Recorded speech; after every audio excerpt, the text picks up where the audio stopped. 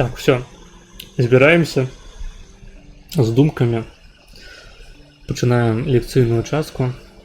Сёння будзем з вами размаўляць пра памяць. Як я ўжо сказаў, гэта будзе цэлы курс лекцыяў. Сёння адбудзецца першая з іх. Дык вось. Давайте пачнем з таго, што такое ў прынцыпе памяць. Калі мы карыстаемся тэрмінам памяць у бытавым сэнсе, нам заўсёды трэба трымаць у галаве, што бытавыя тэрміны, якія мы выкарыстоўваем у звычайным жыцці, яны не заўсёды добра перакладаюцца на поле навукі, поле даследаванняў. І нават не заўсёды яны добра перакладаюцца на поле якой-небудзь філасофіі, дзе мы спрабуем з дапамогай логікі разабрацца, што такое памяць і свядомасць, там даем дэфініцыю, праводзім пэўнае разважанне. Гэта таксама не заўсёды проста, і тут гэта працуе падобна як са свядомасцю. Вось мы карыстаемся паняццем свядомасць у сваім асабістым жыцці, у сваім прыватным жыцці, размаўляем з людзьмі, кажам, напрыклад, я страціў свядомасць у той момант. Альбо, напрыклад, гэта чалавек несвядомы.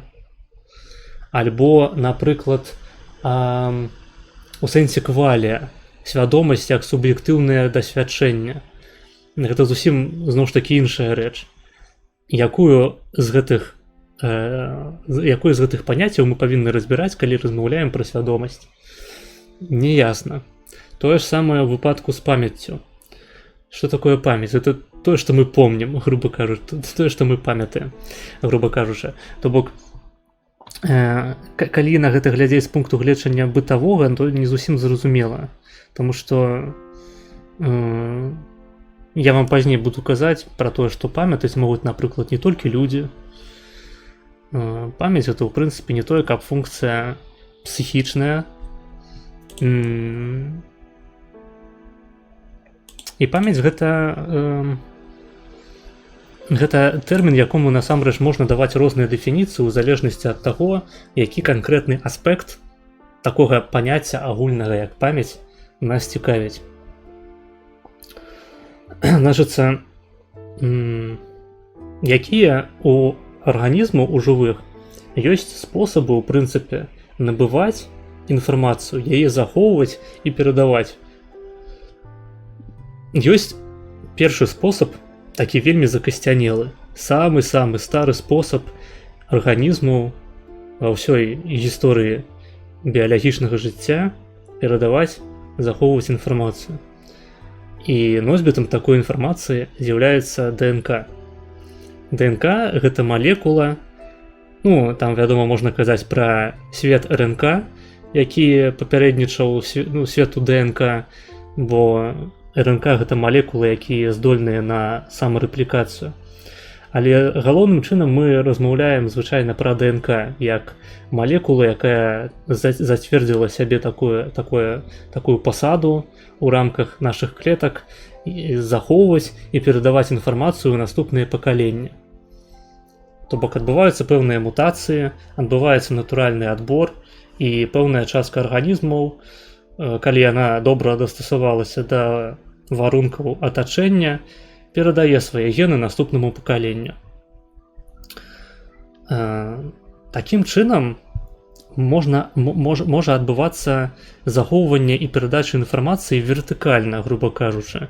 То бок, на працягу жыцця няма надзейнага спосабу на тое, каб захаваць і, груба кажучы, чамусьці навучыцца гэтаму арганізму. Дапусцім, што ён складаецца проста з адной малекулы ДНК, якая самарэплікуецца. Прыкладна так выглядалі першыя арганізмы жывыя, толькі там была РНК замест ДНК. Мы можам пра гэта толькі гіпотэзы выстаўляць, але гэта адна з такіх найбольш мейнстрымных.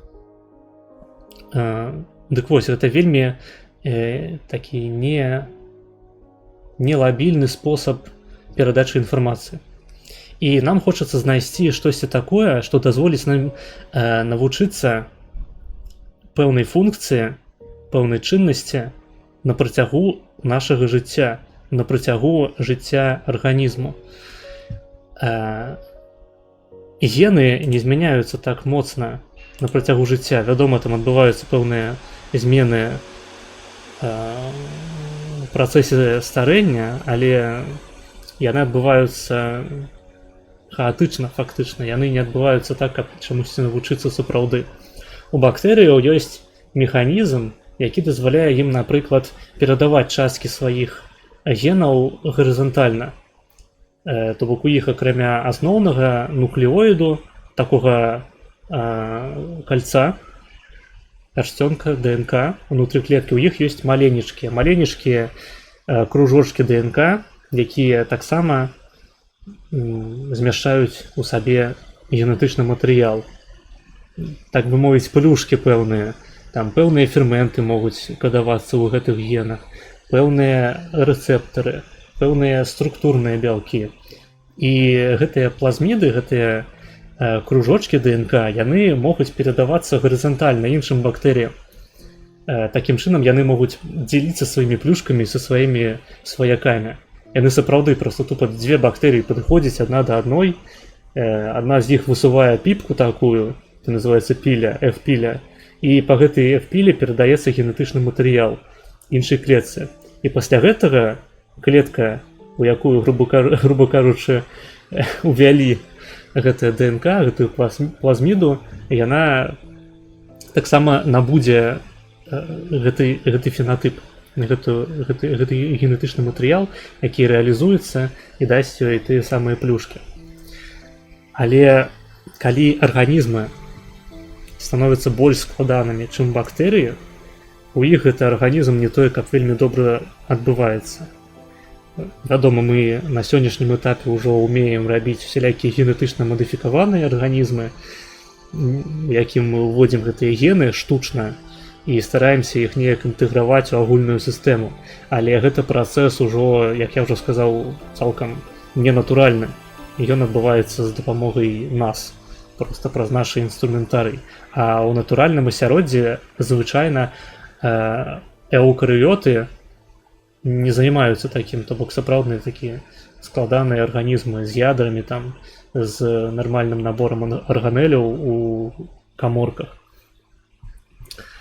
Таму што яны проста занадта складаныя, каб такой хуйнёй займацца, пастаянна там бегаць, нейкім дзяліцца сваімі плазмідамі. Гэта не наш шлях. І нам трэба выдумаць нейкі механізм, які нам дазволіць адаптавацца да пэўных умоваў у рамках жыцця аднаго арганізму. Каб гэта адбывалася не толькі на ўзроўні натуральнага адбору, а нават проста на ўзроўні адной канкрэтнай особы. Адной канкрэтнай нават клеткі часамі. Бо, зноў ж такі, я хачу зрабіць акцэнт на тым, што памяць гэта не тое, каб псіхічная функцыя. Таму што памяць гэта функцыя, ў прынцыпе, біялагічная. Нават інфузоры, аднаклетачныя арганізмы вучацца пэўным чыннасцям. Яны вучацца, напрыклад, што святло можа азначаць набліжэнне ежы, альбо наадварот. Яны могуць змяняць свае паводзіны у залежнасці ад таго, як паводзіць сябе атачэнне. І іхнае гэтае навучанне, яно носіць такі досыць просты характар. Яны сапраўды досыць простыя аднаклетачныя арганізмы, і ім проста не патрэбна такі спектр памяці, які, напрыклад, прысутнічае ў нас, у людзей. Але яны вучацца фактычна. Гэты працэс адбываецца, і гэта інфармацыя ў іх захоўваецца. Далей яны яе рэалізуюць. Такім чынам іхнія шансы на тое, каб выжыць, падвышаюцца. І гэта не толькі працуе з аднаклетачнымі нейкімі арганізмамі і простымі жывёламі.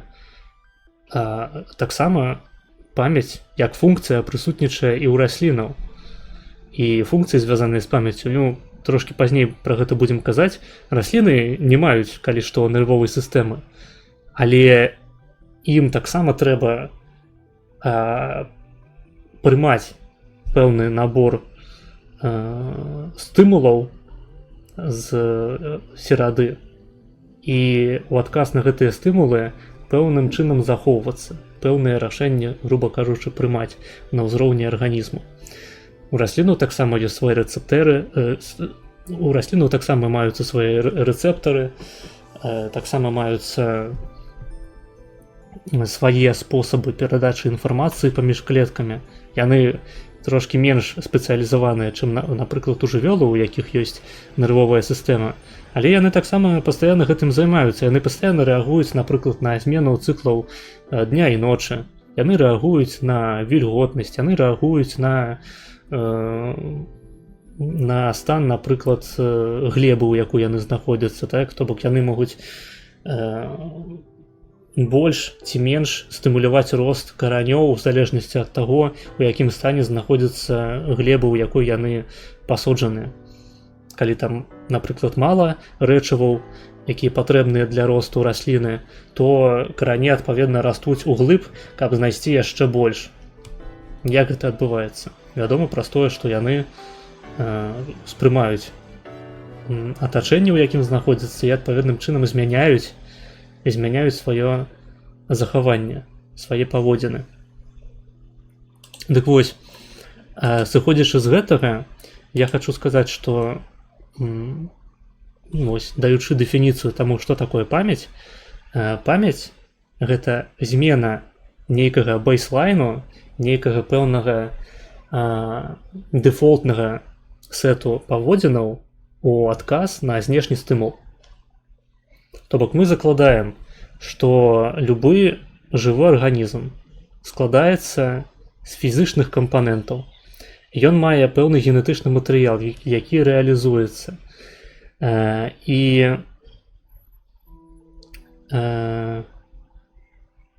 не бывае такога, што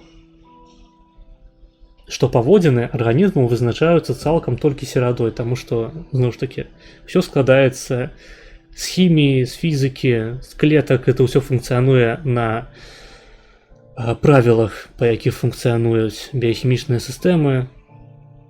У нас павінен быць нейкі бейслайн, нейкі генетычна закладзены патэрн дзеянняў любога арганізму. Гэта ў любым выпадку так дзейнічае. А памяццю мы называем проста змену гэтага бейслайну у адказ на знешні стымул. Мы не выключаем таго, што мы маем дачыненне з жывымі аб'ектамі, якія маюць пэўную ступеню ізаляцыі і самастойнасці. Проста да гэтага яшчэ зверху дадаецца ўзровень таго, што яны могуць успрымаць пэўныя стымулы і адпаведным чынам альбо прагнуць гэтых стымулаў, альбо ад іх пазбаўляцца.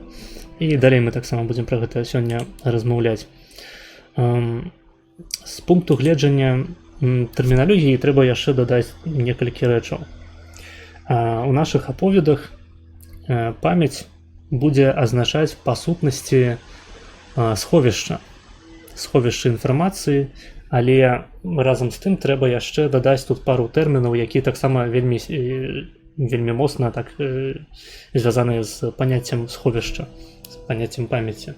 Гэта навучанне і як я гэта пераклаў тут, згадванне. Так, навучанне і згадванне. То бок любы акт, які мы будзем разглядаць у рамках гэтай серыі лекцыяў, будзе складацца з 3 частак. Это будзе першае навучанне, другое памяць, сховішча, захоўванне інфармацыі, і трэцяе гэта згадванне гэтай самай інфармацыі. І фактычна аб акце памяці мы будзем казаць толькі ў тым выпадку, калі мы будзем здольныя праверыць, ці сапраўды гэтая памяць там ёсць, то бок праверыць згадванне. Гэта пэўнае такое абмежаванне дэфініцыі, якую я даў, таму што на ўзроўні эксперыменту вельмі складана зразумець, ці той ці іншы арганізм валодае памяццю пра пэўныя падзеі, не выкарыстоўваючы пэўны біхевіаральны паводзінны тэст. Гэта такая памяць Шрёдынгера, пра якую ніколі не можна сказаць дакладна, ці яна існуе у мазгах, альбо ў іншай форме, заўсёды, каб гэта сцвердзіць, трэба яе выклікаць. Гэта тое, што называецца згадваннем. Неяк так.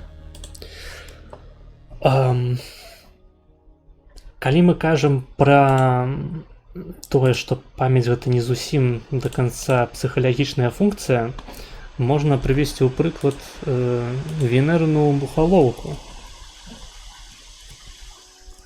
Venus Flytrap. Зараз я вам паспрабую відосик які-небудзь паказаць. Хаця я думаю, што ўсе так ці іначай калісьці ў жыцці гэта назіралі.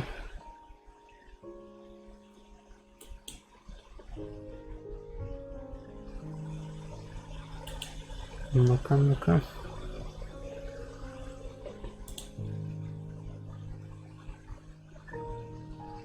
Хочу вам показать відео з венерною мухоловкой.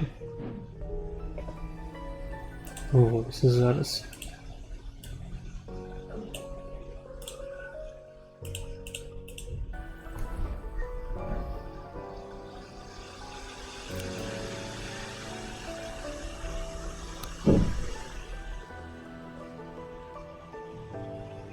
Так, это я не разумею, што ён робіць, нам такое не цікава.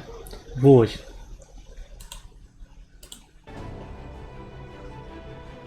Што значыцца тут адбываецца? Зараз вы ўбачыце. Венерна мухалоўка, яна рэагуе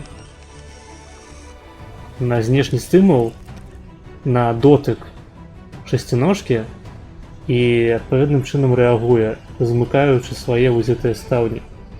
Такім чынам там потым выдзяляюцца пэўныя ферменты, якія раскладаюць арганізм шасціножкі, і гэтыя субстанцыі, гэтыя рэчывы, яны ўсмоксваюцца ў арганізм венернай мухалоўкі.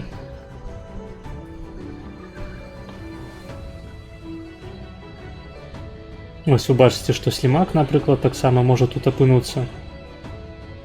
Але ён занадта мускулісты і слізкі, ён можа сабе дазволіць выбрацца з такой лавушкі. Так, ну гэта нам не цікава. Вось тут зараз павінна быць нешта.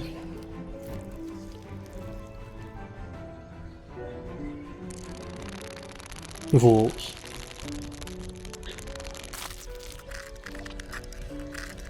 Вядома, гукаў там такіх няма. Гэта, хутчэй за ўсё, было дадана ў відэа ўжо пасля. Вось, і вы там бачыце, што фактычна гэта ператвараецца ўсё ў адну вадкасць. Дык вось, гэты працэс увесь можна апісаць у тэрмінах памяці. То бок, адпаведны стымул дзейнічае на венерную мухалоўку, і яна змяняе свае паводзіны ў адказ на гэты стымул. Мы будзем трошкі далей казаць, у якіх тэрмінах канкрэтна можна разабраць гэтую сітуацыю, але пакуль што я зраблю крок назад, бо перад тым, як размаўляць пра розныя тыпы памяці, мы павінны даць класіфікацыю пэўную, каб было прасцей нам разбірацца з усім гэтым ворагам хуйні. О, секундачку.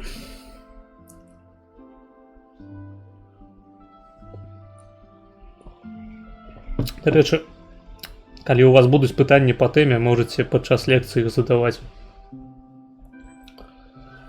Таму што зараз я не бачу шмат паведамленняў у чаце. Я хутчэй за ўсё убачу вашы. Вось. Я вам зараз покажу, мабыць, картинку такую цікавую.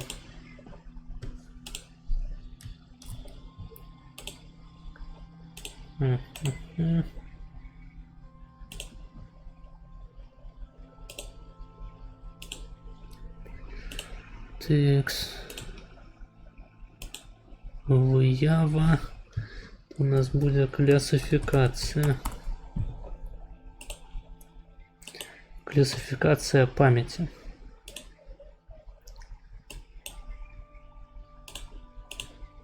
О, это по-ангельску, але фактычна няма нічога складанага, буду зараз паясняць за ўсё, што тут прадстаўлена. Значыцца, як прынята класіфікаваць памяць? Якія асноўныя крытэрыі ёсць падзелу на дзве вялікія групы працэсаў? Першая велізарная група гэта несвядомае навучанне.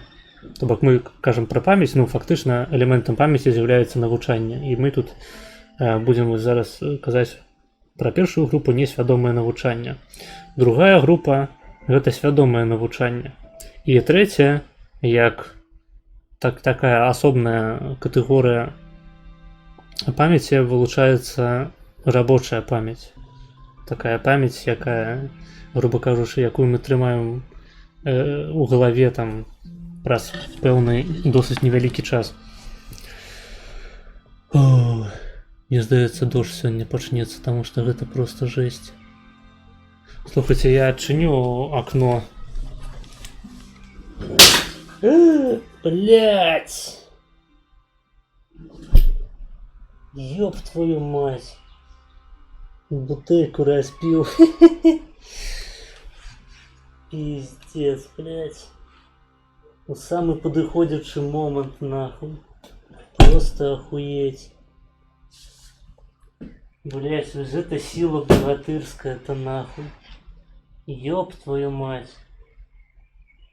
Почакайте секунду, карацей, патрэбны перапынак. Мне трэба прыбрацца.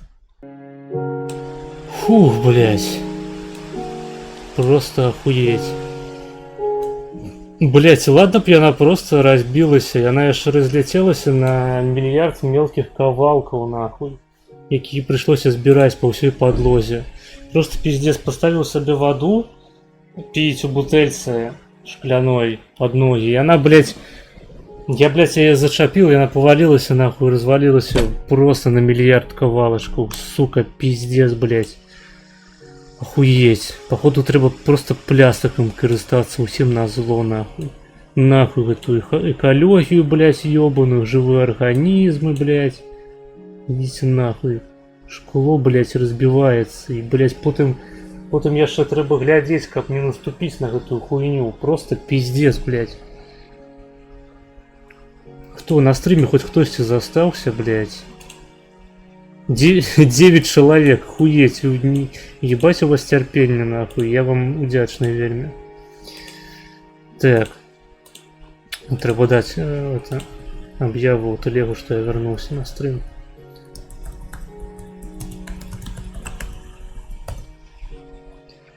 Вось. Добра, тады працягваем аповед пра памяць. Значыцца, навучанне. Якое у нас можа быць навучанне? Двух галоўных тыпаў, як я ўжо сказаў. Несвядомае і свядомае. Шчыра кажучы, мне не вельмі падабаецца тэрміналогія, якая ўключае ў сябе слово свядомасць. Гэта неяк вельмі дзіўна ўспрымаецца. Таму што з майго пункту гледжання я элімінатывіст, маніст, і для мяне ніякай свядомасці не існуе. І я, і некаторыя іншыя даследчыкі, якія займаліся хутчэй, таму што гэта ўжо досыць такая устаяўшаяся рэч, займаліся класіфікацыяй памяці, замянілі, альбо гэта былі першапачатковыя тэрміны, неважна, тэрмін несвядомы на недэкларатыўны тып і свядомы на тып дэкларатыўны. Я першае гэта акрэсліў як тып неактыўнага навучання і актыўнага навучання. Разумееце? Але проста ў тэрмінах несвядомы і свядомы гэта прасцей патлумачыць людзям.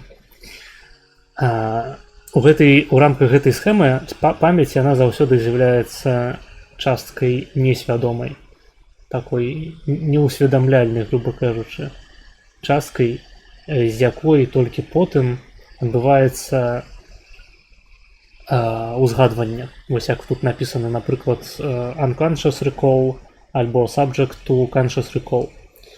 То бок кожны з гэтых тыпаў навучання мае спосаб выклікаць памяць свядомы і несвядомы. То бок у нас ёсць навучанне несвядомае са свядомым згадваннем, ёсць несвядомае з несвядомым згадваннем, ёсць свядомае навучанне з несвядомым згадваннем і свядомае навучанне са свядомым згадваннем. Ну, што такое свядомае згадванне? Гэта калі мы проста актыўна выкарыстоўваем нейкі набыты праз нас навык і робім гэта цалкам свядома. А несвядомае згадванне — гэта калі мы выконваем пэўную дзейнасць аўтаматычна. Мы навучыліся гэтаму раней, свядома альбо несвядома, але праяўляецца гэта на ўзроўні аўтаматызму часта. І зараз я буду дакладней вам распавядаць, што канкрэтна гэта можа значыць. Значыцца,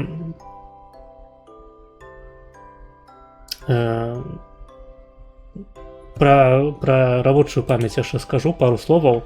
Рабочая памяць — гэта адзіная памяць, так бы мовіць, пры якой захоўванне, тая самая памяць, з'яўляецца свядомай. І згадваецца яна таксама свядома. Ну, канкрэтна сказаць пра згадванне цяжка. Гэта, груба кажучы, калі вы, напрыклад, запамінаеце пэўны набор лічбаў, нумар тэлефону, і вы запамінаеце яго 5, 6, 3, 7, 8, 3, 5, 6, 2, 2, умоўна кажучы. І вы гэта ў сваёй галаве пракручваеце, там лічбы, вось гэты радок паслядоўнасці, там 1, 2, 3, 4, 5, 6, 7, 8, 9. І вы гэта трымаеце ў галаве, каб запомніць. У гэты момант працуе ваша рабочая памяць. Там існуюць пэўныя абмежаванні, напрыклад, некаторыя псіхолагі лічаць, што адначасова ў галаве можна трымаць толькі 7 вобразаў. Я думаю, мы да гэтага яшчэ вернемся, і наколькі гэта карэктныя тэзісы наконт рабочай памяці. Сёння мы не будзем разбіраць канкрэтныя механізмы кожнага з відаў памяці. Я проста хачу, каб вы зразумелі, якія, ў прынцыпе, працэсы такія кагнітыўныя адносяцца да памяці звычайна. Таму што, зноў ж такі, трэба атрымаць яшчэ адну рэч у галаве. Памяць — гэта функцыя, і яна не тое, каб вельмі моцна залакалізаваная ў нашых мазгах. Звычайна ўсе любяць казаць пра гіпакамп, але гіпакамп удзельнічае толькі ў пэўных працэсах, звязаных з памяццю. У бальшыні несвядомых працэсаў памяці гіпакамп не ўдзельнічае. Ну і зараз мы пра гэта будзем таксама казаць. То бок на цяперашні момант вам трэба... Гэта не нацыянальныя людзі, гэта агентура, гэта людзі, якія скампраметавалі сябе, гэта маргінез, якія зайшлі ў тупік. Ну-ка. Донат. Аковы гатовы 1 еўра. Вітаю. Калісьці пытаў у чаце. Традыцыя якой 1000 гадоў база, акей, але колькі павінна ўтрымацца практыка, каб лічыцца традыцыяй? І як з'явяцца новыя традыцыі, калі мы блакуем усё новае? Окей, дзякуй за пытанне, канешне, не па тэме, але паколькі было уплочана, то я адкажу адразу. Значыцца, канкрэтна традыцыя якой 1000 гадоў — гэта база. Любая, разумееш, любая форма існавання той ці іншай структуры з'яўляецца добрай, калі гэта структура захоўваецца. І так працуе не толькі палітычнае жыццё, так працуе жыццё ў прынцыпе, нават дагістарычнае. Эвалюцыя працуе па дакладна таму ж самому прынцыпу. Чым больш стабільная структура, чым больш яна здольная дастасоўвацца да пэўных умоваў, чым больш копіяў таго ці іншага гену існуе ў прыродзе, тым лепей для гэтых самых генаў. Гэта значыць, што гэта добрыя гены. Адпаведна, калі мы кажам пра палітычны строй у дзяржаве, палітычны лад, мы павінны таксама казаць, што ёсць пэўная папуляцыя людзей, якая існуе на пэўнай тэрыторыі, і ёсць розны спосаб уладкаваць жыццё гэтых людзей на пэўнай тэрыторыі так, каб гэтая папуляцыя заставалася ў гісторыі, каб яна працягвала сваё жыццё. А ёсць спосабы, якія вядуць наадварот да знішчэння гэтай папуляцыі і да таго, каб на месцы яе з'явіліся проста іншыя суседнія. Значыцца, колькі павінна ўтрымацца практыка, каб лічыцца традыцыяй? Яна павінна ўтрымацца проста доўга, дастаткова доўга у параўнанні з іншымі практыкамі, якія адбываліся на той ці іншай тэрыторыі. То бок мы глядзім, напрыклад, гісторыю Беларусі. Я дакладна не скажу, колькі праіснавала полскае княства, але я проста не гісторык, я паясняю гэта ўсё з галавы. Абсалютна, проста выказваю сваё бачанне таго, што такое традыцыі, якой традыцыі трэба прытрымлівацца. І ў нашай гісторыі існуе прыклад. Вялікае княства Літоўскае праіснавала 5 стагоддзяў. Гэта адна традыцыя, адзін дзяржаўны лад. Таксама ён змяняўся у рамках свайго існавання, але гэта была адна структура юрыдычная, грубо кажучы, дзяржаўная, якая існавала з сярэдзіны 13 стагоддзя па канец 18 фактычна, 5 стагоддзяў. Вельмі мала сучасных дзяржаваў насамрэч можа пахвастацца і паганарыцца настолькі вялікім адрэзкам часу свайго існавання. Будзем шчырамі. Потым мы глядзім, напрыклад, на іншае дзяржаўнае фармаванне, якое праіснавала на тэрыторыі нашай краіны. Возьмем, напрыклад, Беларускую Савецкую Сацыялістычную Рэспубліку ў рамках Савецкага Саюза. Яна праіснавала 70 год. Параўноўваем, колькі год пражыло Вялікае княства Літоўскае, ВКЛ, 500. Колькі гадоў пражыло БССР, 70. Мне здаецца, што традыцыя, якая ляжала ў аснове такога фармавання, як Вялікае княства, больш прыдатная для папуляцыі, якая жыве на гэтай тэрыторыі, каб яна захоўвалася. Я ўжо не кажу пра тое, што на працягу БССР фактычна адбывалася вынішчэнне гэтай самай папуляцыі, каля мільёна чалавек. І гэта, улічваючы, што нас, у прынцыпе, 10 мільёнаў, 10% папуляцыі, і гэта лепшых людзей. Фактычна генацыд. Як з'явіцца новая традыцыя, калі мы блакуем усё новае, а мы не блакуем усё новае. Кансерватызм, ён заключаецца ў тым, каб змены адбываліся паступова. Таму што калі змены адбываюцца рэзка, і яны, напрыклад, вынікаюць негатыўнымі нейкімі наступствамі, то нам адразу прыйдзе пиздец, таму што гэта будзе вялікая змена, адпаведна вялікія негатыўныя наступствы. А калі гэта была нават негатыўная нейкая змена, але маленькая, то яна ў прынцыпе нівелюецца за кошт розных іншых маленечкіх зменаў, якія прыносяць нейкі пазітыўны вынік. А то зноў ж такі кансерватызм і традыцыяналізм гэта трошкі іншае, але кансерватызм залежыць ад дэфініцыі, канешне, але ў прынцыпе, як звычайна кажуць, што кансерватызм ён не аб тым, каб пакланяцца попелу, ён не аб тым, каб нам у сённяшніх умовах паўтарыць абсалютна, вось прачытаць статут Вялікага княства і абсалютна ўсе законы, якія там апісаны, увесці ў сучаснасці. Гэта было б проста шизофрэніяй. Але мы можам паглядзець на тыя прынцыпы, на якіх было збудаванае тое грамадства, на тое полымя, якое грэла вялікакняцкія інстытуты, якое задавала ім энергію. І гэтае самае полымя утрымаць і пранесці праз далейшае пакаленне. Гэта называецца кансерватызм. І гэта не аб тым, што мы абсалютна ніякія змены не можам уводзіць. Так не бывае.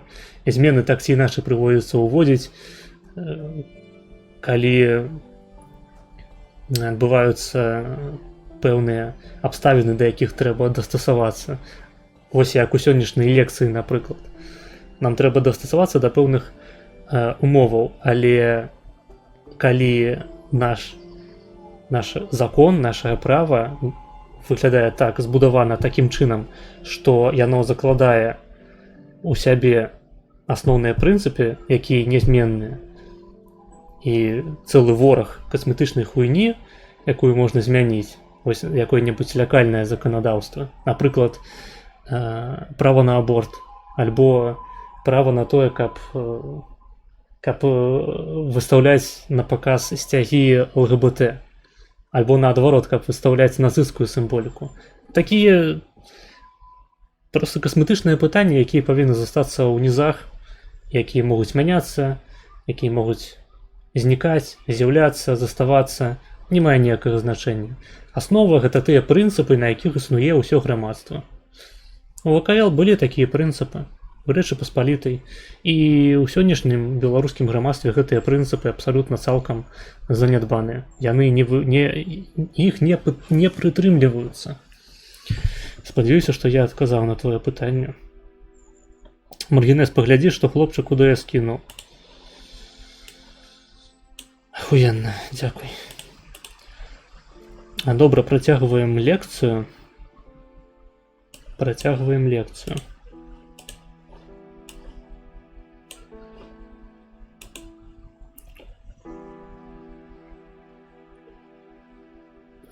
Вось. Так, адказаў, дзякуй, добра.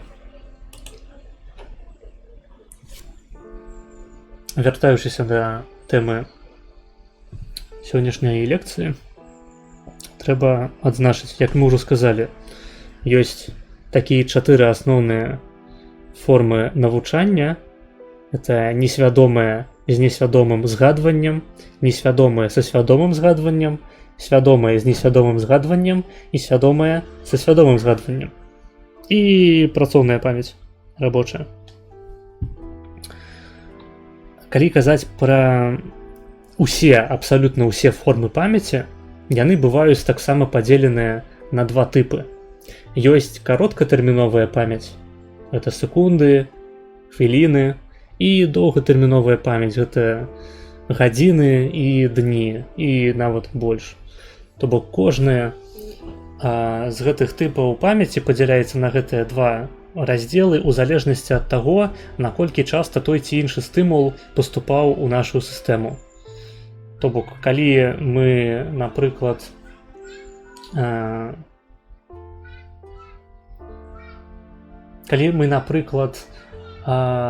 вучымся граць на гітары і паспрабавалі гэта толькі адзін раз, то у нас з'явіцца, напрыклад, кароткатэрміновая памяць аб тым, каб заціскаць пэўныя акорды, але калі будуць адсутнічаць наступныя заняткі, альбо такія заняткі будуць вельмі рэдкімі, то мы проста у гэтыя прамежкі часу будзем забываць, як гэтыя самыя акорды трэба заціскаць. А калі мы будзем займацца штодзённа, альбо прынамсі там некалькі раз на тыдзень, то у нас фармуецца доўгатэрміновая памяць, якая дазволіць нам сапраўды утрымаць на працягу доўгага часу той ці іншы навык. У даным выпадку, які я прывёў, у дадзеным выпадку гэта гра на гітары. Але насамрэч гэта стасуецца да абсалютна любога віду памяці. Таму што часта памяць на малекулярным узроўні працуе падобна, хаця працэсы выглядаюць знешне па-рознаму. Ёсць пэўныя выключэнні з гэтага працэсу. Напрыклад, ёсць такая з'ява, як імпрынтынг. Імпрынтынг – гэта з'ява, якую даследаваў у свой час Конрад Лорэнц, дарэчы, чалавек, які быў адкрытым нацыстам у часе Другой сусветнай вайны. І з гэтага пункту гледжання цікава пачытаць ягоную кніжку пра агрэсію, якую ён тады напісаў. Ён, дарэчы, нобелеўскі лаўрэат, і яго цалкам рэабілітавалі. То бок, можна параўнаць, напрыклад, з сённяшнімі выпадкамі, калі Вотсона, здаецца, Вотсон, так, Уотсона, які адкрыў структуру ДНК, закэнцелілі за тое, што ён сказаў некалькі рэчаў непрыстойных пра IQ некаторых папуляцый у людзей. Вось, а Конрад Лорэнс быў нацыстам, і ў тыя часы іншы этолях, які таксама займаўся пытаннямі паводзінаў, які знаходзіўся ў канцлягеры, ён выбачыў Конрада Лорэнса, і можна назіраць, наколькі моцна змянілася абстаноўка ў акадэміі на працягу год. Дык вось, што адкрыў Конрад Лорэнс? Ён займаўся, ў прынцыпе, качкамі. Галоўнае яго было зацікаўленне, ён з імі купаўся, ён з імі пастаянна бавіўся, і ён знайшоў, што калі качанятка нараджаецца, то першы аб'ект, які ён бачыць перад сабой, ён будзе лічыць сваёй маці. Абсалютна ў незалежнасці ад таго, што гэта будзе за аб'ект. То бок у натуральным асяроддзі, у прыродзе, гэтым аб'ектам заўсёды з'яўляецца іхняя маці. Але ва ўмовах эксперыментальных, альбо прынамсі такой хатняй гаспадаркі, гэтым аб'ектам можа з'явіцца абсалютна што заўгодна, літаральна. Часамі гэта быў сам Конрад Лорэнс, і гэтыя качаняткі плавалі разам з ім. Да яго яны ўспрымалі яго як маці, таму што ён быў першым прадметам, асобай у даным выпадку, якую яны пабачылі, вылупіўшыся з яйка. І так гэта працуе не толькі на жывых аб'ектах. Яны могуць такім жа чынам сачыць за трактарам і яго за ім крочыць, успрымаючы як маці. Гэта досыць цікавая з'ява, калі дастаткова аднаго падання стымулу, каб на ўсё жыццё арганізм гэта запомніў і дзейнічаў адпаведным чынам. Гэта адрознівае гэты тып памяці ад таго, пра які мы казалі раней, што ёсць кароткатэрміновыя і доўгатэрміновыя у залежнасці ад таго, як часта стымул паўтараўся. Калі ён паўтараецца часта, у нас фармуецца доўгатэрміновая памяць. Калі адзін раз, напрыклад, гэты стымул мы атрымалі, то кароткатэрміновая памяць, а потым хутчэй за ўсё і забудзецца гэта ўсё. У выпадку імпрынтынгу не, так гэта не працуе. Дастаткова толькі аднаго ўражання, якое запамінаецца на ўсё жыццё. Падобны прыклад да гэтага гэта атручванне. Калі, напрыклад, у ранейшым дзяцінстве, зусім раннім, вы з'елі нейкую страву і атруціліся, альбо там, не ведаю, праз нейкі спорціўшыся кампанент. Напрыклад, там было нясвежае мяса, альбо нейкі соус кіславаты. Вы атруціліся, там паванітавалі некалькі дзён, і у вас праз тое, што гэта адбылося ў пэўны крытычны перыяд вашага развіцця, фармуецца устойлівая сувязь паміж гэтай стравай і атрутай. І вы ўжо ніколі ў жыцці не зможаце яе спажываць. Тыкс. Зноў ж такі, хапае аднаго сеансу, так бы мовіць, успрыняцця стымулу, і мы гэта памятаем усё жыццё. Вне залежнасці ад таго, наколькі часта вы атручваліся ежай. Гэта такія выключэнні пэўныя. І мы таксама пастараемся пра іх паразмаўляць, пра іхнія механізмы, але як выключэнне. Менавіта. Акрамя таго, што мы можам набываць пэўныя успаміны, пэўныя фрагменты памяці, мы можам іх таксама і губляць. Гэта адбываецца альбо праз забыванне менавіта як такое, альбо праз замяшчэнне пэўнае. У чым розніца? Вось, напрыклад, вы прывучыліся, што сталоўка ў вашым універсітэце зачыняецца о 4 гадзіне дня. І вы заўсёды дастасоўваецеся да гэтага, вы стараецеся прыйсці раней, скажам, о 3 гадзіне, каб паспець замовіць сабе пакушаць, уласна кажучы, пакушаць і сысці, не спяшацца. Але праз пэўныя складанасці фінансавыя, скажам, альбо арганізацыйныя, сталоўка ваша цяпер зачыняецца о 3 гадзіне.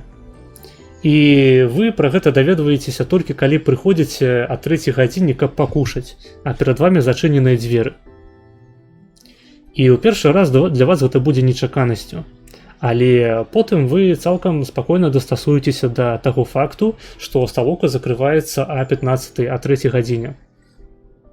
І такім чынам ваша гэтая звычка, яна проста будзе, яна падлягае змене. У вас раней была памяць аб тым, што сталоўка зачыняецца о 4 гадзіне, цяпер у вас ёсць памяць аб тым, што яна зачыняецца о гадзіне 3. Такім чынам, гэта фактычна эвалюцыйны механізм, які дазваляе нам зноў ж такі дастасоўвацца да змяняючыхся абставінаў. І гэта ў пэўным сэнсе знікнення аднаго успаміну і замена яго на наступны, такая карэкцыя. А з запамінаннем менавіта яно працуе трошкі іначай, яно там палягае на тым, што скарачаюцца дендрытныя шыпікі, менш разгалінаваныя нейроны, сінапсы слабыя. Ну, мы пра гэта таксама будзем, я спадзяюся, казаць на ўзроўні малекулярным, як гэта ўсё адбываецца. Але на сённяшні дзень я хачу, каб вы проста зразумелі гэтую розніцу паміж запамінаннем, як па-ангельску гэта forgetting, і extinction, то бок калі у нас адбываецца замена аднаго акту памяці на іншы. Добра. І зараз на гэтым моманце мы пяройдзем да таго, каб абмеркаваць кожны з прадстаўленых на схеме відаў памяці. Секунду.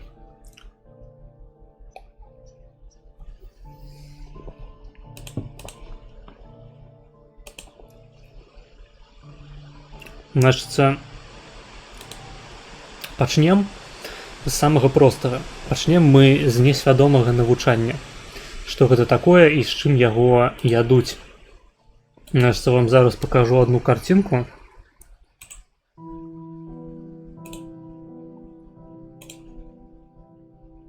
Текст. Выява, гэта у нас будзе несвядомае.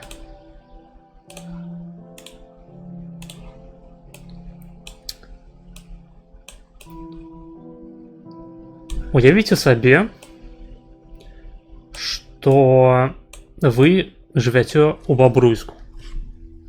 Ціхенькі горад у Магілёўскай вобласці Беларусі. Вы, напрыклад, вучыцеся ў мясцовай школе, рыхтуецеся да экзаменаў. І вось вы вырашылі, што правінцыйнае жыццё не для вас, і вы хочаце выбіцца у сталічнае, гаманлівае, разнастайнае і вельмі актыўнае жыццё. Вы пераязджаеце, напрыклад, паступаеце ў Беларускі дзяржаўны універсітэт. І вы, прыязджаючы ў сталіцу і заходзячы, напрыклад, у метро, вы ў пэўны момант ахуеваеце ад таго, наколькі там шмат людзей і наколькі шумна, на вуліцах, нават на ўскраіне места. І гэта для вас незвычайна, таму што вы з Бабруйску. Вы прыехалі такі, па сутнасці, вясковы хлопчык альбо дзяўчынка у сталіцу, і для вас вы нават пачынаеце адчуваць пэўны страх, пэўную занепакоенасць праз тое, што ўзровень шуму у гэтым месцы, ён для вас неадэкватны, ён для вас незвычайны. Але праз пэўны час вы вучыцеся, вы ходзіце ў краму, вы шпацыруеце па гэтым горадзе і рана ці позна проста дастасоўваецеся да агульнага фону шуму. І такое дастасоўванне да нейкага фону, яно носіць назву прывыкання альбо габітуацыі. То бок, як гэта працуе? Іншы прыклад. вы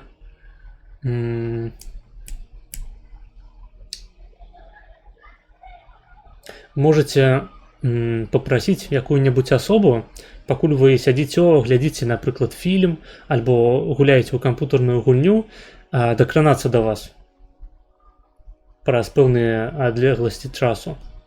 І спачатку вы будете сапраўды адчуваць гэтыя дотыкі, але праз пэўны час яны абсалютна вас не будуць хваляваць. Вы дастасаваліся да фону. Для чаго гэта патрэбна нашаму арганізму? Нашаму арганізму гэта патрэбна, каб звярнуць увагу на тыя стымулы, якія выбіваюцца з агульнага фону. І тут вы бачыце на гэтым графіку, які я вам паказваю зараз, што узровень вашага адказу, калі вы прыехалі зноў ж такі ў Менск, у шумнае место, яны досыць высокія, але праз пэўны час, калі вы ўсё больш і больш атрымоўваеце гэтых стымулаў з знешняга асяроддзя, вы дастасоўваецеся і ваш адказ малее. Гэта вось тое, што называецца прывыканнем, габітуацыяй. Але, скажам, вы, жывучы ў Менску, чакаеце гасцей, і вы чакаеце стуку ў дзверы ў любы момант. У такім выпадку вы пачынаеце зноў звяртаць увагу на той самы фон, на які раней вы проста забівалі хуй. Таму што ў гэтай сітуацыі вашым аб'ектам інтарэсу з'яўляецца стук у дзверы, то бок гук. А да гуку вы ўжо дастасаваліся да вось гэтага высокага ўзроўню.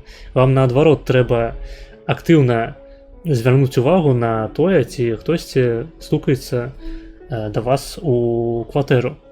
Адбываецца дэгабітуацыя альбо адвыканне.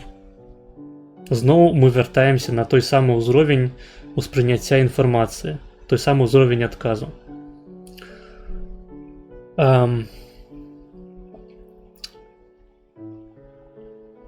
Як бы мне гэтую аналогію працягнуць зараз?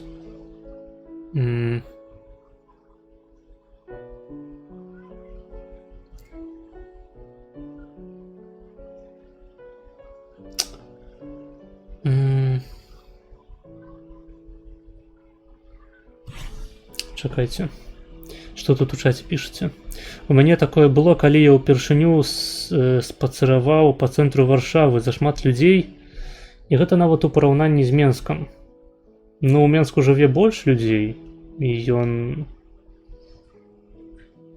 Хаця Менск сам па сабе меншы, здаецца. І таму часамі там проста можа складацца ўражанне, што людзей вельмі шмат. А там і насельніцтва больш, наколькі я памятаю. Наколькі я памятаю больш.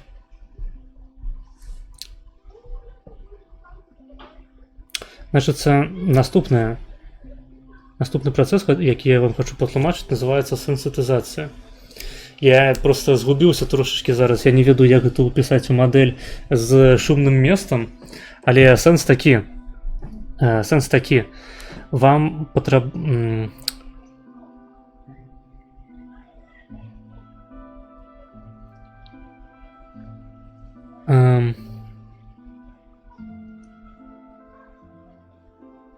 Насамрэч гэта можна зноў ж такі апісаць у аналогіі з дзвярыма. Вы вяртаецеся ў свой Бабруйск. Вы вяртаецеся ў свой Бабруйск, і там досыць ціха. Але вы ўжо настолькі моцна... Блядь, я зноў згубіўся. Блядь, у Менску такое самае насельніцтва, плюс-мінус, наколькі памятаю, але ў цэнтры такіх натоўпаў няма. Усе ў дому сядзяць, плюс турыстаў няма. Ну, ёсць такое. Блядь, секунду.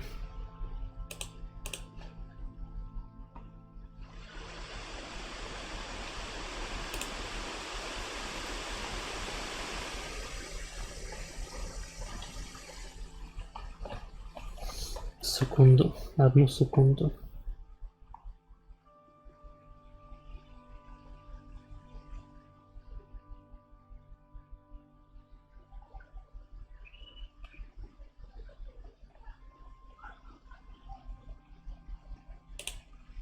Бля, мне мозги не варыць, походу, праз гэтую спякоту. Ёбаный рот. Карацей, сенсітызацыя гэта калі ўзровень вашай пабудлівасці ён абніжаецца, ён узрастае. У вас абніжаецца парог пабудлівасці. То бок раней мы казалі пра тое, што вы прыехалі ў шумнае месца і у вас быў пэўны парог, да якога вы дастасаваліся яшчэ ў Бабруйску. Цяпер ўзровень стымулаў ён узрос.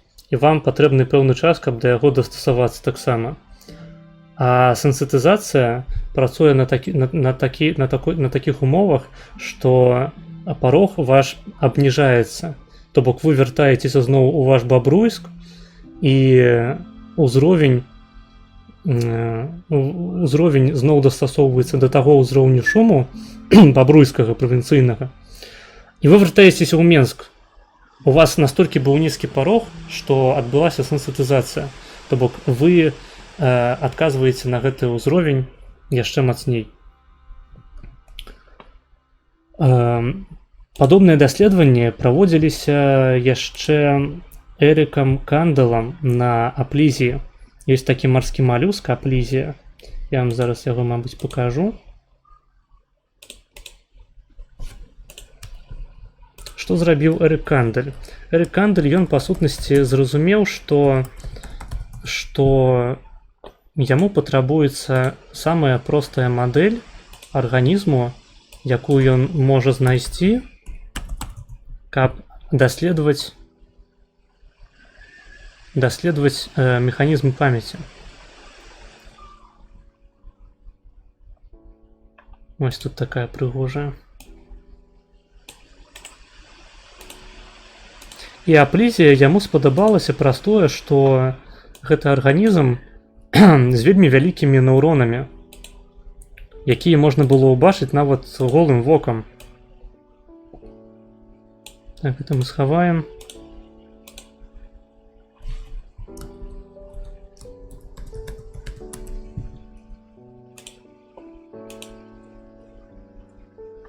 Блять, ідзе яна.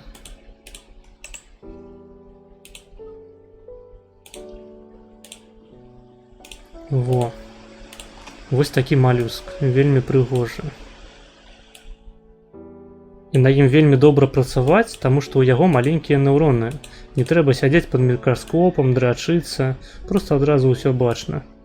А вялікія нейроны, таму што у беспазваночных ёсць пэўныя абмежаванні у тым, што яны не маюць міелінавых аслонак у сваіх нейронах. І каб ім праводзіць імпульс хутчэй, ім патрабуюцца велізарнейшыя аксоны. Ну і адпаведна велізарнейшыя нейроны самі па сабе. Вось. І што рабіў Кандаль з гэтымі малюскамі з Аплізіяй? У яе, бачыце, ёсць такая, як гэта называецца па-ангельску, там было гіль. Это тыпу жабра, здаецца.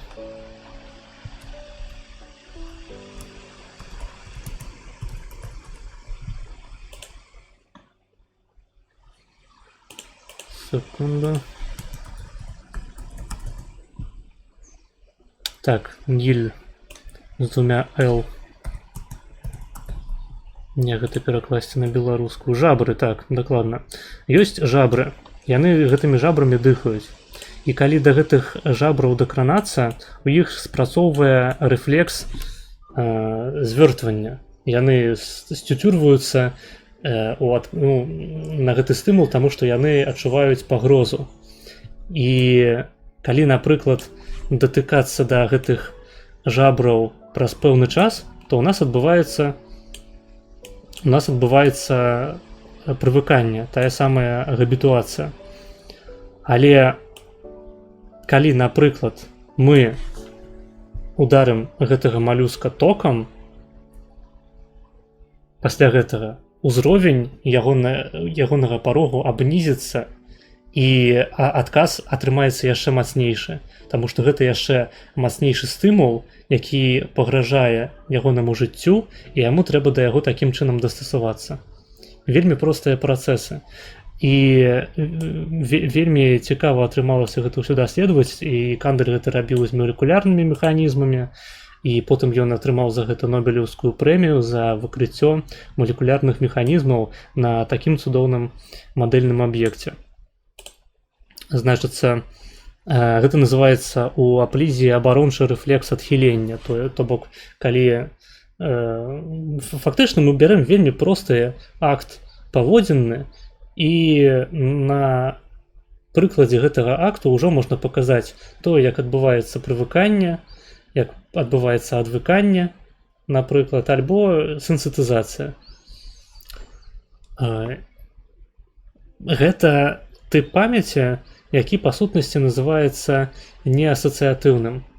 То бок у гэтым выпадку няма ніякага спалучэння двух стымулаў, як, напрыклад, гэта рабіў Паўлаў у сваіх даследаваннях з сабакамі, і мы гэта таксама будзем абмяркоўваць. Калі падаецца адзін умоўны стымул, які павінен даць жывёле сігнал аб тым, што ўжо неўзабаве з'явіцца нейкі стымул безумоўны.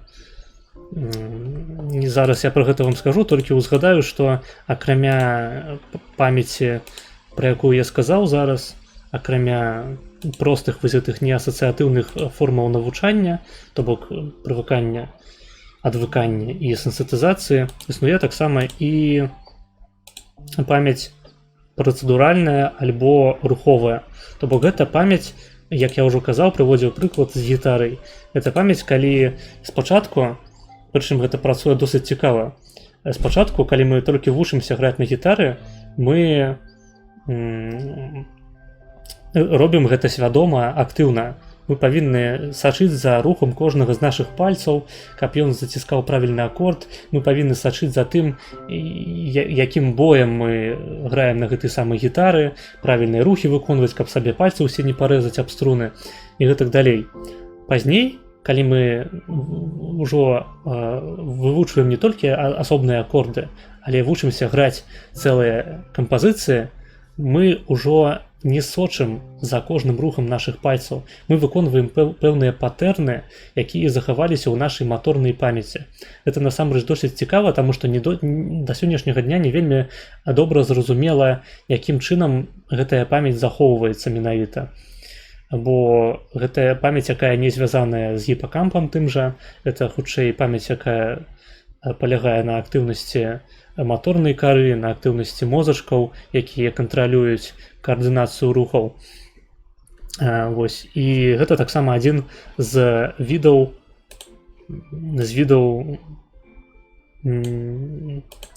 несвядомага навучання з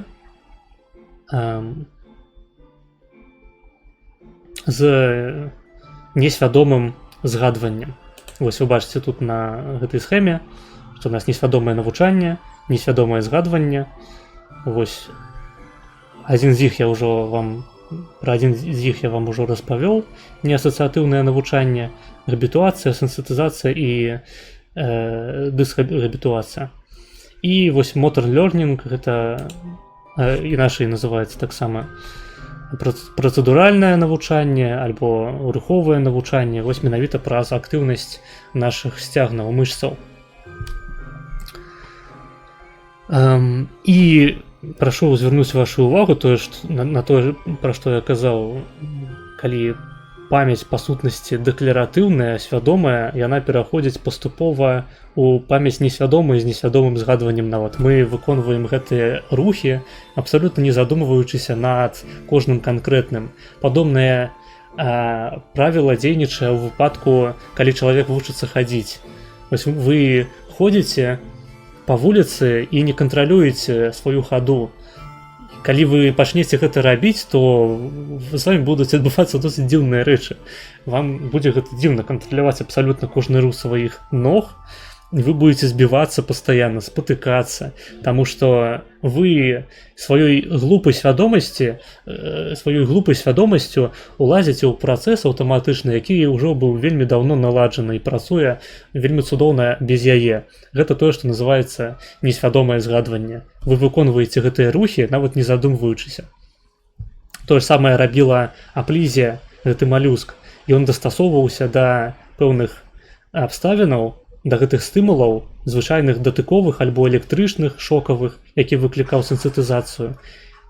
Несвядома. І гэта не таму, што мы адмаўляем аплізіі ў свядомасці, у там нейкай хвалі ці, в прынцыпе, у псіхічным жыцці. Не. Проста гэта адбываецца аўтаматычна. Яна гэты працэс не кантралюе, у тым сэнсе, якім мы кантралюем нашыя рухі, які мы можам зрабіць там вось гэтымі скелетнымі мышцамі.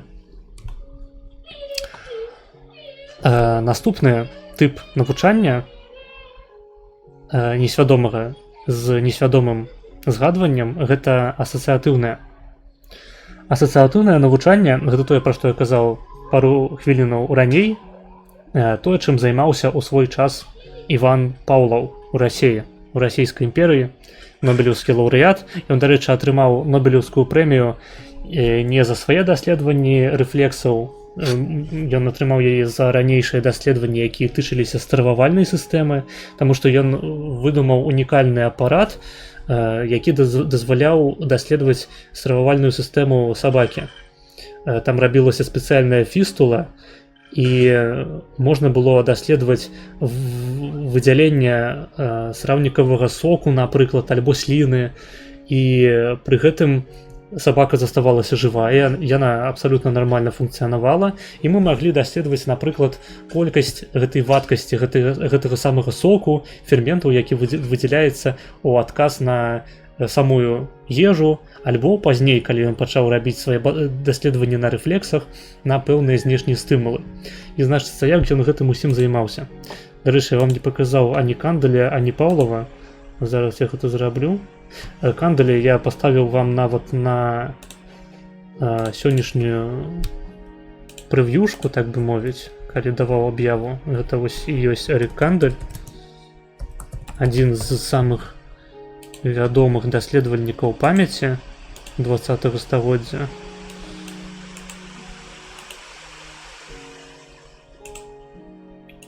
Зараз іх трэба абодвух на экран вывесці.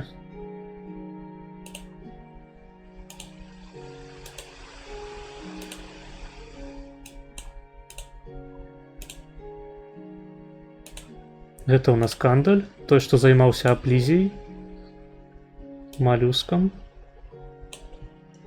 А Паўлаў, я думаю, вы, ў прынцыпе, ведаеце ўсе, як выглядае Паўлаў яшчэ са школьных падручнікаў. Это вельмі распіяраная асоба у прынцыпе, у такой савецкай сістэме адукацыі. У прынцыпе, самое навучанне Паўлава аб умоўных рэфлексах, яно вельмі добра клалася на савецкую прапаганду. Але пра гэта мы, мабыць, у які-небудзь іншы раз паразмаўляем, калі будзем абмяркоўваць, што такое біхевіярызм і чаму левыя вельмі любяць біхевіярыстаў, іхныя даследаванні. Калі казаць коротка, то проста таму, што біхевіярысты даводзілі ў свой час, што гены не маюць ніякага ўплыву. Ну, тады яшчэ не ведалі пра гены, карацей, што прынароджаныя ўласцівасці арганізму не маюць значнага ўплыву на ягоныя паводзіны, а ўсё вызначаецца знешнімі стымуламі. То бок, калі адпаведным чынам гадаваць і вырошчваць кукурузу, то з яе вырасце апельсін. Вось.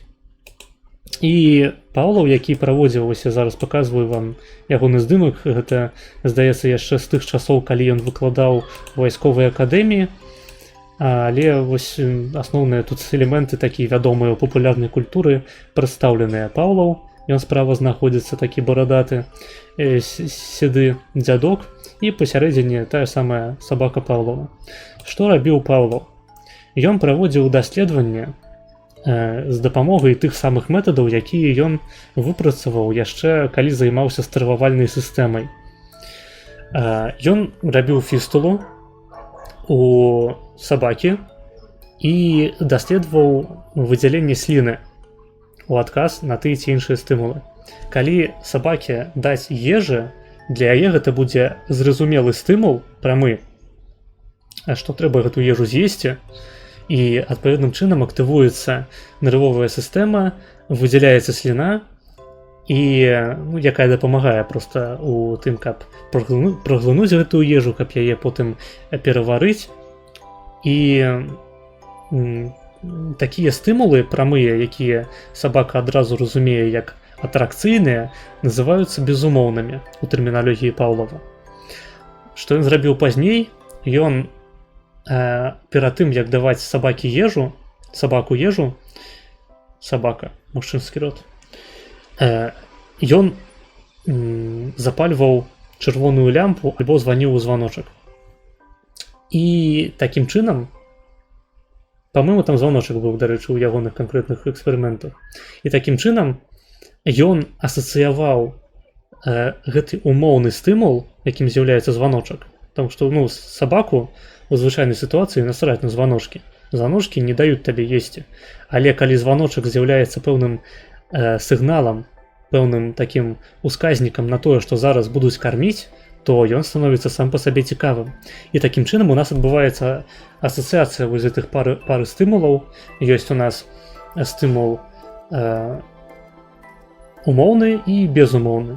Такім чынам сабака з цягам часу навучаецца рэагаваць на умоўны стымул так же сама, як яна рэагавала на стымул безумоўны. То бок ёй нават не патрабуецца выгляд ежы. Яна чуе званочак і прадказвае, што зараз будуць карміць. Сліна выдзяляецца. Так, наконт тэйку пра апельсін ды кукурузу, гэта ж розныя біялагічныя віды, розныя папуляцыі людзей, напрыклад, усё ж да аднаго гома сапіенсу адносіцца да таго ж, калі кукурузу не паліваць, то яна не вырасце альбо вырасце маленькая ды кволая, ды наадварот. Так, проста я нагадаю, што Лысенка у Савецкім Саюзе займаўся менавіта той хуйнёй, пра якую я сказаў. Намагаўся вырасціць, апельсін з кукурузы, груба кажучы. А сапраўдныя навукоўцы генетыкі тыпу Вавілова, яны падлягалі рэпрэсіям і сядзелі ў вязніцы у савецкай турме. Вось. Таму я разумею, што гэта гучыць абсурдальна, але менавіта на такім узроўні знаходзілася савецкая навука тых часоў. Наконт таго, што людзі гэта адзін біялагічны від, окей, дапусцім, але людзі вельмі моцна адрозніваюцца нават у рамках саміх сябе. І людзі маюць пэўныя перавагі у сваёй проста прыродзе, пэўныя перавагі ў адпаведных функцыях. Ёсць людзі тупа мацнейшыя ад прыроды, ёсць людзі тупа разумнейшыя, як бы гэта дзіўна не гучала зараз. Ёсць людзі спрытнейшыя, ёсць людзі больш піздлівыя. Проста самі па сабе. Это заўсёды так. Але на той момант, на пачатак 20-го стагоддзя, вельмі папулярнай плыняй быў менавіта біхевіярызм. Даследчыкі лічылі, што галоўным фактарам, які вызначае нашыя паводзіны, гэта знешнія стымулы. У парадыгме Паўлова і Скіннера, пра якога я хацеў трошкі далей сказаць, але скажу зараз тады ўжо, якому належыць, дарэчы, вядомы выраз «Дайце мне дзіця, я зраблю з яго каго заўгодна».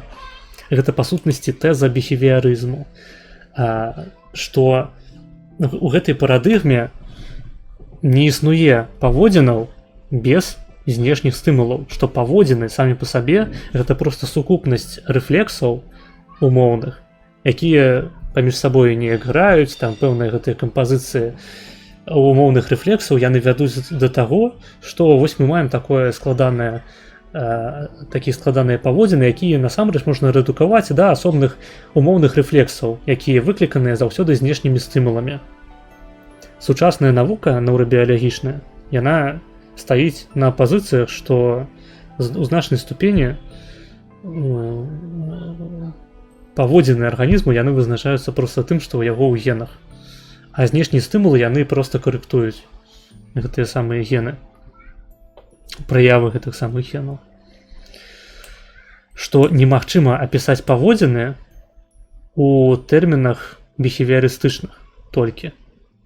То бок, вядома, пэўную частку паводзінаў, асабліва калі мы кажам пра эксперымент, пра пацукоў, якія замкнутыя ў клетках, можна апісаць гэтыя паводзіны ў рамках біхевіярызму. І вось, напрыклад, вядомая клетка Скіннера, пра якую ў тыя часы яшчэ жартавалі, што Скіннер вырасціў у падобнай клетцы сваю дачку. Яна акурат, зараз я вам пакажу, яна прадстаўляе, таму што у пэўным сэнсе даследаванні Скіннера і Паўлова яны былі узаемазамяняльныя такія. Зараз я Паўлова схаваю, пакажу клетку Скіннера. Што такое клетка Скіннера? Клетка Скіннера гэта такі бокс, у якім знаходзіцца жывёла, пацук альбо мыш. І ў гэтым боксе ёсць кнопкі, у адказ на націсканне которых пацук атрымлівае, што тут у гэтым выпадку, нейкае пітво салодкае, напрыклад, нейкую узнагароду. І гэтая жывёла павінна навучыцца, што менавіта націсканне гэтай самай кнопкі яно вядзе да узнагароды. На гэтым палягае такі тып навучання, як аператыўнае альбо аперантнае. І гэтым займаўся Скіннер. То бок, па сутнасці, зноў ж такі даследаванне, якое палягае толькі на тым, што мы бярэм жывёлу і даследуем ягонае ўзаемадзеянне з затачэннем і не звяртаем увагу на тое, што адбываецца ў тым самым чорным такім яшчыку внутры нашых мазгоў. Таму, напрыклад, Паўлова таго ж самага абсалютна не цікавіла, што нервовая сістэма яна складаецца там з нейкіх нейронаў, што там ёсць патэнцыялы дзейнасці, як яны распаўсюджваюцца па аксонах, як сігнал перадаецца ад адной клеткі да другой, што ёсць там нейкія сінапсы. Такіх рэчаў фізіялагічных, якімі поўніцца зараз проста увесь навуковы дыскурс пра мазгі, вы не знойдзеце такіх рэчаў, калі пачытаеце якія-небудзь кніжкі альбо артыкулы Івана Паўлова. Тое ж самае тычыцца Скіннера. Гэтых людзей, у прынцыпе, не цікавіла біялагічная складная працэсу паводзінаў, толькі знешнія праявы. Вось. І вяртаючыся да схемы, пра якую я зараз вам распавядаю, гэта вось адносіцца акурат да асацыятыўнага навучання. У выпадку з Паўлавым у нас гэта адбываецца на такім узроўні пасыўным, то бок сабака чуе гук званочку і разумее, што зараз будзе ежа. А пацук альбо мыш у клетцы Скіннера, яна павінна стварыць сама для сябе такую асацыяцыю, што вось я націскаю на гэтую кнопку і мне даюць папіць смачненькага. Працуе механізм трошкі па-іншаму, але сутнасць адна і тая ж. Гэта адзін па сутнасці накірунак даследаванняў, такі біхевіярыстычны. І вось гэтае навучанне называецца асацыятыўным, таму што ў нас ствараецца асацыяцыя паміж двума стымуламі. Там бываюць розныя віды гэтай самай асацыяцыі, таму што мы можам, напрыклад, ва ўмовах паўлаўскага эксперыменту даваць ежу адразу пасля таго, як скончыўся стымул, вось гэты званочак. Гэта называецца тады ў нас delay conditioning альбо такое абумоўленне з затрымкай, хаця па сутнасці там затрымкі ніякай няма. Альбо мы можам зрабіць так, што ежа будзе паступаць толькі праз некаторы час. І жывёла павінна навучыцца чакаць, груба кажучы. Яна павінна засацыяваць стымул, які з'яўляецца, але пасля яго няма ніякага безумоўнага стымулу, ёсць толькі пауза, і толькі потым праз гэтую паузу, калі все нармальна дачакаліся, паступае ежа. Тут проста дзейнічае больш складаны механізм, таму што нам трэба звязаць больш адлеглыя ад сябе падзеі. І ў гэтым працэсе ўжо будзе браць удзел, напрыклад, узгаданы праз мяне сёння гіпакамп. Пазней мы яшчэ вернемся до таго, што такое гіпакамп. Дарэчы, хто глядзеў лекцыі пра неурогенез мае, ён ужо прыблізна арыентуецца, што гэта, дзе гэта і што там цікавага можа адбывацца. Там шмат розных даследаванняў робяцца на гіпакампе. І неурогенез, і памяць, і эмацыйныя паводзіны. Чаго там толькі не робіцца з гэтым гіпакампам. Значыцца, пра што яшчэ трэба сказаць у рамках вось гэтага самага несвядомага навучання. Ну, па-першае, я тут забыў сказаць пра тое, што таксама ёсць частка працэсаў, якія палягаюць на свядомым узгадванні. Гэта вось гэтыя самыя trace conditioning, калі у нас стымул падаецца пэўны час перад тым, як падаецца ежа. Пэўныя актыўныя працэсы ў гэтым могуць быць задзейненыя у клетцы Скіннера.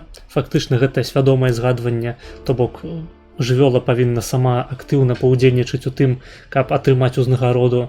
Гэта не адбываецца пасыўна, як у выпадку сабакі Павлова, альбо аплізіі Кандала, альбо калі мы ходзім, альбо граем на гітары, навучыўся гэта рабіць добра. Розныя іншыя мадэлі таксама тут існуюць, але па сутнасці прыклады такога свядомага ўзгадвання самы добры гэта менавіта клетка Скіннера. Самы зразумелы для вас будзе. Яшчэ адзін аспект таго, пра што трэба абавязкова сказаць, што рэфлексы яны не фармуюцца, вось тыя самыя умоўныя рэфлексы, асацыяцыі, яны не фармуюцца паміж абсалютна любымі стымуламі. Бо жывёла не жыве ў натуральных варунках, як мы прымушаем яе жыць у эксперыменце, у нашай лабараторыі. У натуральнай прыродзе ёсць пэўныя стымулы, з якімі эвалюцыйна проста гэты від прывучыўся мець дачынення. Таму стымулы натуральныя нашмат прасцей асацыююцца паміж сабой. Гук, напрыклад, пэўнай жывёлы, напрыклад, калі мы з'яўляемся траваядным і чуем нейкага драпежніка, і мы адразу вельмі добра асацыюем, што гэта гук вельмі для нас небяспечны, нам трэба ўцякаць. А калі нам трэба спалучыць нейкі званочак альбо тое, што загараецца лямпа з тым, што па нейкай трубе да нас паступае ежа, яна яшчэ, мабыць, і выглядае неяк незвычайна. У такім выпадку проста рэфлекс можа стварыцца, ён ствараецца, проста на гэта адходзіць больш часу. Натуральныя стымулы спалучаюцца лягчэй. І вось гэты прынцып, ён называецца саліентнасць. Саліентнасць – гэта тэрмін, які вызначае менавіта спецыфічнасць жывых арганізмаў да таго, што яны не проста з'яўляюцца такімі лялькамі ў нашым эксперыменце, якімі мы можам маніпуляваць так, як нам захочацца. Не, у гэтага віду ёсць свая эвалюцыйная гісторыя, ёсць стымулы, якія для яго з'яўляюцца больш цікавымі, проста эвалюцыйна. І гэта залежыць ад віду. Для аднаго віду гэта будуць адны стымулы, для другога іншыя, у залежнасці проста ад эвалюцыйнай гісторыі. Зноў ж такі тое, пра што забываюцца біхевіарысты, мы маем дачыненне з жывымі істотамі, і жывыя істоты прайшлі свой шлях ужо, па сутнасці, 4,5 мільярдаў гадоў, калі яны дастасоўваліся да пэўных элементаў. Гэта тая самая генетычная памяць, якую заўсёды трэба ўлічваць, калі мы размаўляем пра памяць як такую. Памяць гарызантальную, як мы гэта вызначалі на пачатку стрыму. Калі мы можам у рамках аднаго жыцця набываць пэўныя веды, пэўныя навыкі. Добра, на гэтым моманце мы скончым размову пра несвядомае навучанне. Я спадзяюся, што ўсё было ясна, таму што я трошкі сёння праз гэтую спякоту і праз хуйню, якая ў мяне тут здарылася з разбітай бутэлькай, разгубіўся, мабыць, у некаторых момантах, але спадзяюся, што ўсё было ў меру ясна. Калі ў вас засталіся пытанні па гэтай частцы, я гатовы адказаць. Але мы зараз пераходзім да свядомага навучання. Вось тое, што дагэтуль я абмяркоўваў, это ўсё датычылася працэсаў, якія насамрэч складаюць досыць невялікую частку нашай паўсядзённай нашага паўсядзённага бытавога разумення таго, што мы называем навучаннем. Вось людзі, якія, напрыклад, з вас, любы з вас навучаўся ў школе, некаторыя таксама і ва ўніверсітэце, вы цудоўна ведаеце, як адбываецца навучанне ў такіх умовах. Вам ніхто ніякія званочкі і ніякія карцінкі асацыяцыі паказваць асабліва не збіраецца. Вам трэба актыўна чытаць, вам трэба актыўна спасцігаць пэўную інфармацыю, вам трэба навучыцца пэўным таксама і матарычным навыкам, калі вы з'яўляецеся, як я, біёлегам, вам трэба навучыцца пэўным метадам, калі вы айцішнік, вам трэба навучыцца аперацыям з мовамі праграмавання. Гэта ўсё адбываецца на падставах абсалютна невытлумачальных праз звычайныя працэсы умоўных рэфлексаў. Гэта актыўнае навучанне, навучанне дэкларатыўнае, навучанне свядомае. Вось, і на гэтым палягае, па сутнасці, галоўным чынам вось тое, што мы звычайна называем навучаннем. Тое навучанне, якое мы ўсведамляем, якое мы, па сутнасці, выклікаем сваімі дзеяннямі. І у гэтым свядомым навучанні будзе вялікую ролю адыгрываць неаднаразова ўжо ўзгаданы сёння гіпакамп. Зараз я вам зноў пакажу, хто не быў на папярэдніх лекцыях, як гэта выглядае. Гіпакамп — гэта частка скроневай долі мазгоў. Ён ляжыць на глыбіні пэўнай, то бок, калі мы проста паглядзім на мазгі, мы не ўбачым ніякага гіпакампу, трэба зрабіць такую секцыю. Вось вы бачыце, што злева вось тут гэта лобная доля, там далей патылічная, паміж імі цеменная. Так яна, здаецца, называецца па-беларуску. Патылічная, лобная, цеменная доля, там, дзе ў нас цемя, і, адпаведна, скроневая. І ўнутры гэтай самай скроневай долі знаходзіцца гіпакамп. Гіпакамп, як я ўжо сказаў, бярэ ўдзел у навучанні дэкларатыўным. Ён таксама з'яўляецца аб'ектам даследаванняў неўрагенезу і магчымага ўплыву гэтага самага неўрагенезу на працэсы памяці. Я вам распавядаў раней пра адрозненне кантэкстаў, у якім можа граць пэўную ролю неўрагенез.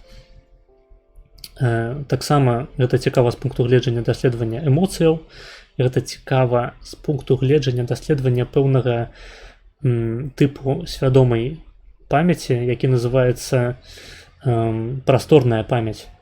То бок гэта памяць, звязаная з арыентацыяй у прасторы, арыентацыяй у геаграфіі пэўнай. І гіпакамп, ён мае ў сабе пэўную колькасць так званых каморак месяца, то бок тых самых клетак, якія актывуюцца. Калі мы кажам пра пацукоў, мы маем пэўныя клеткі, пэўныя каморкі гэтага гіпакампу, якія актывуюцца, калі жывёла знаходзіцца ў той ці іншай частцы клеткі. Разумееце, то бок не да канца зразумела, як гэтыя сігналы потым далей апрацоўваюцца, якія там ёсць спалучэнні, гэта можна разбіраць асобна, але факт у тым, што калі мы рэгіструем актыўнасць клетак у гіпакампе, гэтых клетак месяца, ёсць проста іх пэўная спецыфічнасць. Пэўныя клеткі, яны актывуюцца ў адказ на тое, што мы знаходзімся ў адпаведным памяшканні, ў адпаведнай прасторы, і ў людзей гэта працуе на падобных асновах. Гэта то, што называецца свядомая памяць. Яна таксама можа адбывацца, згадвацца несвядома, як я вам прыводзіў прыклад з гітарай. Яшчэ адзін добры прыклад таго, як адзін тып памяці пераходзіць у іншы, з'яўляецца запамінанне нумару тэлефону. То бок спачатку, калі вы чуеце ўпершыню нумар тэлефона, які вам трэба запомніць, для вас гэта будзе апрацоўвацца ў працоўнай памяці. Вельмі такой кароткатэрміновай, актыўнай, такой свядомай памяці. Потым вы гэты нумар записываеце і запамінаеце сапраўды надоўга. Гэта не проста працоўная памяць, это вось паслядоўнасць лічбаў, якую вы запомнілі, і ў любы момант можаце проста дастаць з галавы і набраць тэлефон, камусьці патэлефанаваць. Але цікавы момант, калі вы ўжо дастаткова доўга і дастаткова часта набіраеце гэты нумар на сваёй клавіатуры на тэлефоне, напрыклад, то ў пэўны момант вы забываеце сам нумар, але пры гэтым паслядоўнасць рухаў застаецца. І часта у людзей ёсць такая хуйня, што асоба забывае нумар тэлефону, але потым бярэ ў рукі свой і пачынае проста набіраць нумар па памяці, па вось этой матарычнай памяці.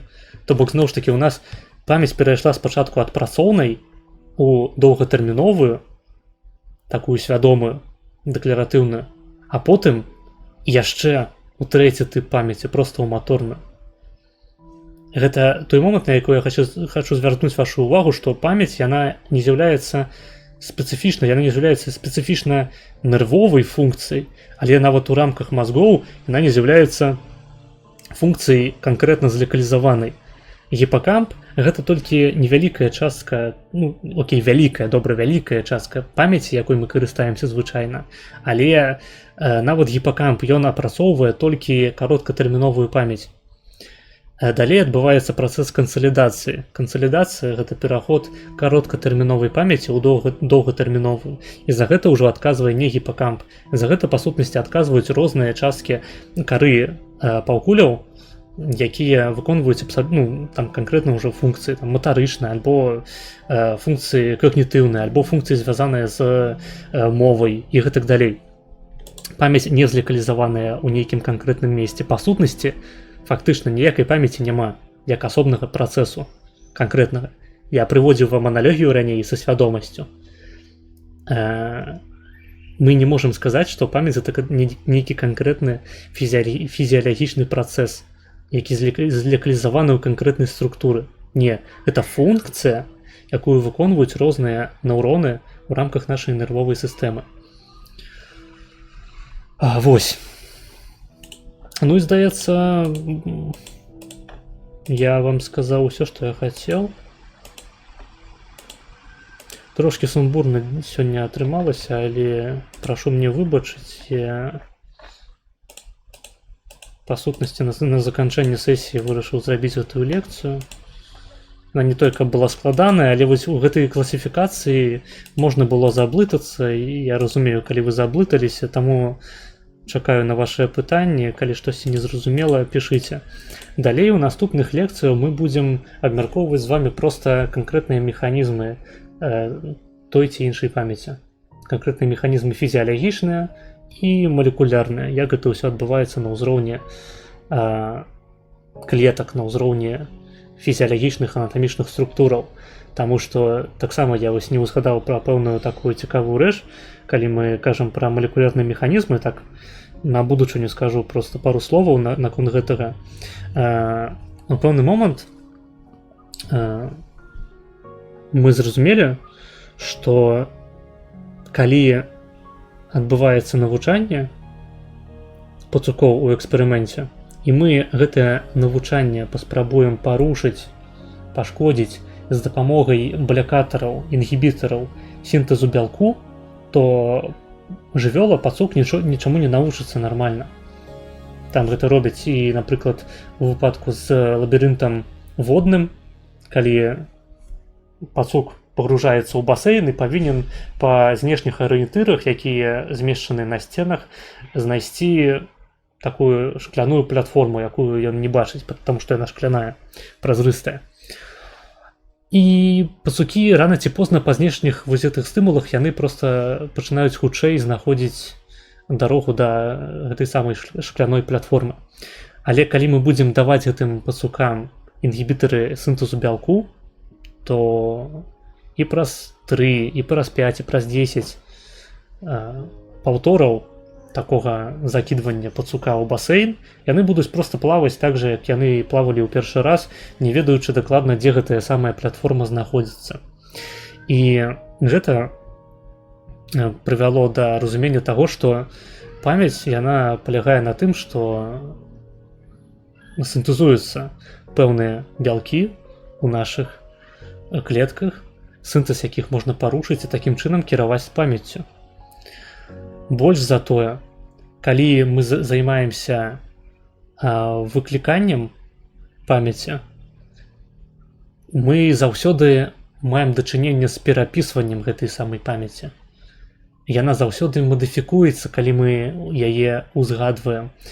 І на ўзроўні інгібіцыі сінтэзу бялку гэта таксама заўважна, таму што мы ўводзім гэты інгібітар, напрыклад, падчас згадвання, і потым памяць знікае. То бок гэты фрагмент памяці, ён праходзіць праз такую рэкансалідацыю і забыццё. Ну, у такіх найбольш сур'ёзных выпадках. Мы можам, атрымліваецца, пашкодзіць сам працэс навучання, але адначасова з тым мы можам нават сціраць ужо набытыя навыкі і інфармацыі. Насту кірмаш, на жаль, на шчасце нельга сцерці. Насту кірмаш нельга сцерці. Але, у прынцыпе, магчымая такая тэрапія. Адзінае, што насамрэч мы не ўпэўненыя ў тым, ці сапраўды гэты механізм дзейнічае праз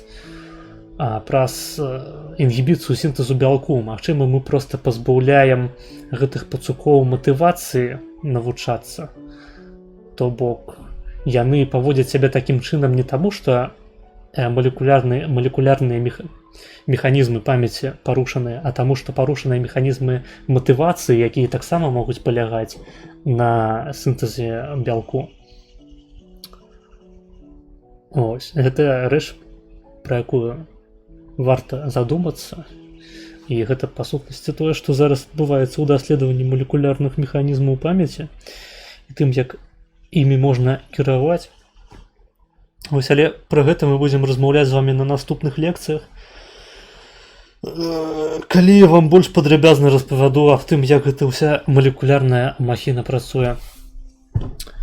Вось, з мяне ўсё. Чакаю пытання.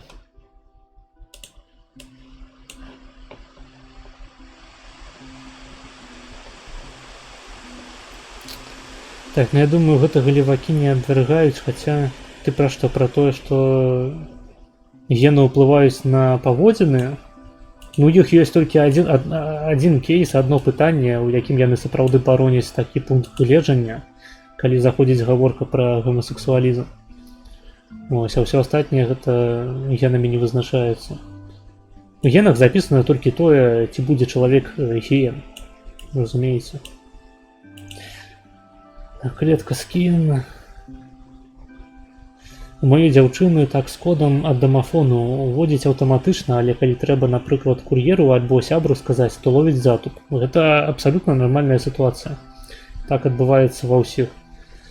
Я памятаю звычайна свой нумар тэлефона, таму што яго бывае прыходзіцца ўпісваць у якія-небудзь дакументы. І гэта прыходзіцца рабіць пісьмова там, ну, карацей, не на тэлефоне, не на клавіатуры. Ось, але ў прынцыпе, калі кажам пра нумар тэлефону якога-небудзь знаёмага, якому я... Ну, я проста ўжо... Мы проста жывем ужо ў эпосе, калі не тое, каб людзі адзін аднаму набіраюць. Але раней гэта была такая распаўсюджаная з'ява. Набраць чыста на механічнай памяці. Маторнай. Рынкаш, янаста рынок, янаста кіёск, бігронцы. Не, ну а як жа гены белых прыгнётчыкаў? Не, так там не гены, там культура, разумееш? Патрыархат, гэта ж не генетычная хуйня, гэта культурная. Культурнае прыгняценне.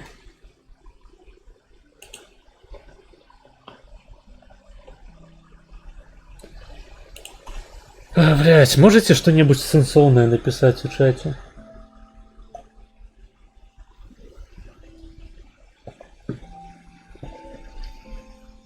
Мы будем вяртацца да кожнай з катэгорыяў, якія я вам сёння распавядаў.